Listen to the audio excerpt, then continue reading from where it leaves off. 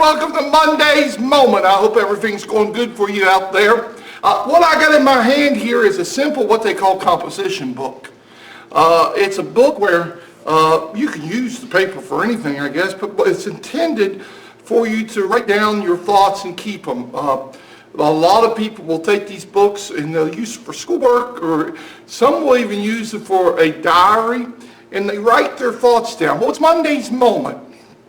And I wonder, when you are having a special thought, do you write them down? Now, I got to confess something to you, that up until just recently, in the last year or so, I never wrote nothing down. I just kind of multitasked everything in my head. But as I'm getting older, when God gives me a thought, or when I'm out about and I see something and I get a thought, especially for a sermon, or maybe something I want to do in the building project, or maybe I want to do with my family, I've got to write it down. Now, I don't necessarily use a book like this when I write my thoughts down all the time. In fact, most of the time I pick up my old phone and I speak into it, and I store my thoughts in there, because if I don't, I lose them.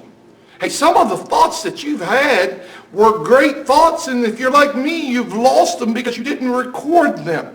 I want to encourage you on Monday's Moment to write down the things that God gives you, to write it down when you have a great thought. I wonder how many inventions you could have had if you wrote it down. I wonder if you could make that one big financial a success story if you wrote it down. I wonder if you could have wrote that song or that poem.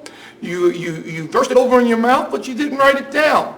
So on Monday's Moment, take a moment out of your day when you get a special thought and write it down. Remember, friends, this is the first day of the rest of your life. Go live it for the Lord.